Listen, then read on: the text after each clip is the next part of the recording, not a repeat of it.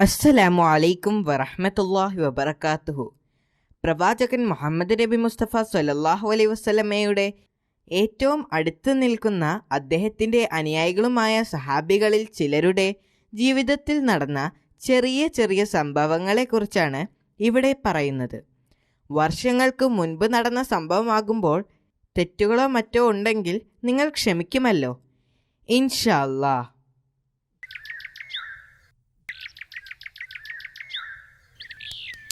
ആദ്യകാല ആഫ്രിക്കൻ മുസ്ലിമായ ഹസ്രത്ത് ബിലാൽ റളിയല്ലാഹു അൻഹുവിനെ പ്രവാചകൻ മദീനയിലെ മസ്ജിദിൽ ബാങ്ക് വിളിക്കാൻ നിയമിച്ചു.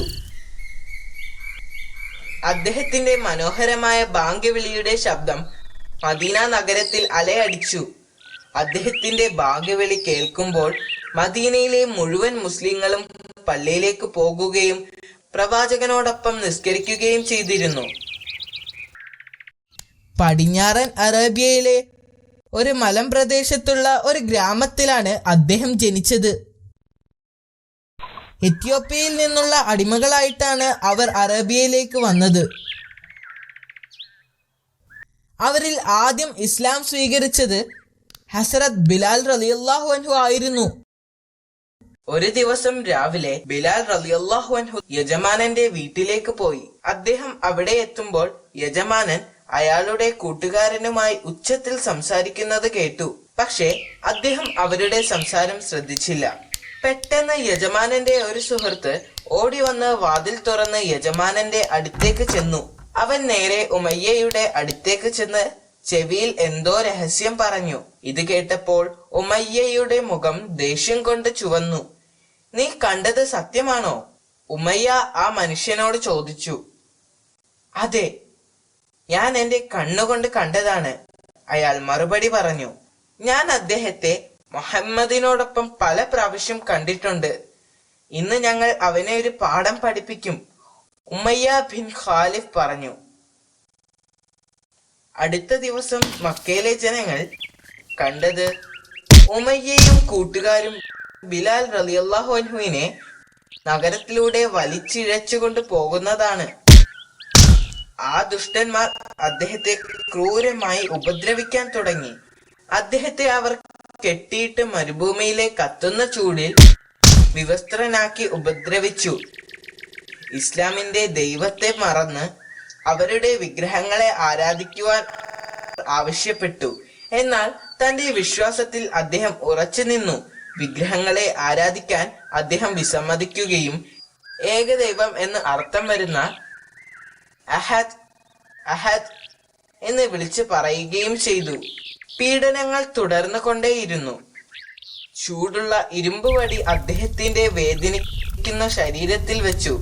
എന്നിട്ടും അദ്ദേഹം തന്റെ വിശ്വാസത്തിൽ ഉറച്ചു നിന്നു. ഒരു ചൂടുള്ള ദിവസത്തിൽ ബിലാൽ റളിയല്ലാഹു അൻഹുവിനെ ചൂടുള്ള മണലിൽ കിടത്തി. ബിലാൽ റളിയല്ലാഹു അൻഹുവിനെ ചൂട് സഹിക്കാൻ കഴിഞ്ഞില്ല. ഒരു വലിയ കല്ല് അദ്ദേഹത്തിന്റെ നെഞ്ചിൽ വെച്ചു. അദ്ദേഹത്തിന്റെ നെഞ്ചത്തെ ഭാരം വളരെ വലുതായിരുന്നു. അദ്ദേഹം ബലഹീനനായിരുന്നു. ആ അവസ്ഥയിൽ അദ്ദേഹത്തിന് കുടിക്കാനുള്ള വെള്ളം പോലും നിഷേധിക്കപ്പെട്ടു. പിന്നീട് അദ്ദേഹം അബോധാവസ്ഥയിലായി. ആ ദിവസം അവസാനിച്ചപ്പോൾ അവിടെ ആകെ നല്ല തണുപ്പ് അനുഭവപ്പെട്ടു. അദ്ദേഹത്തിന് ബോധം തിരിച്ചു കിട്ടി.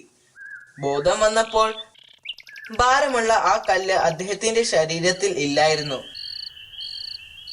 പതുക്കെ അദ്ദേഹം കണ്ണു തുറന്നപ്പോൾ അദ്ദേഹം അത്ഭുതപ്പെട്ടു. അദ്ദേഹത്തിന്റെ ശരീരത്തിലുള്ള വേദനകളെയെല്ലാം ആരോ ഇല്ലാതാക്കിയിരിക്കുന്നു.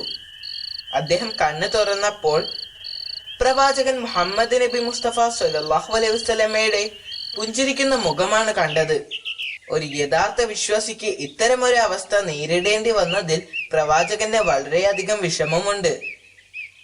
അദ്ദേഹത്തിന് ആ പാവം മനുഷ്യനോട് അനുകമ്പ തോന്നി. പ്രവാചകൻ അബൂബക്കർ റളിയല്ലാഹു അൻഹുവിനോട് ഉമയ്യയിൽ നിന്നും പണം കൊടുത്ത് ബിലാൽ റളിയല്ലാഹു അൻഹുവിനെ വാങ്ങാനും എന്നിട്ട് അദ്ദേഹത്തെ സ്വതന്ത്രനാക്കുവാനും ആവശ്യപ്പെട്ടു. പ്രവാചകൻ ആവശ്യപ്പെട്ടതുപോലെ അബൂബക്കർ റളിയല്ലാഹു അൻഹു ചെയ്തു. ബിലാൽ ബിൻ റബ്ബയും മറ്റ് അനുയായികളും നബിയുടെ നിർദ്ദേശപ്രകാരം മദീനയിലേക്ക് പോയി.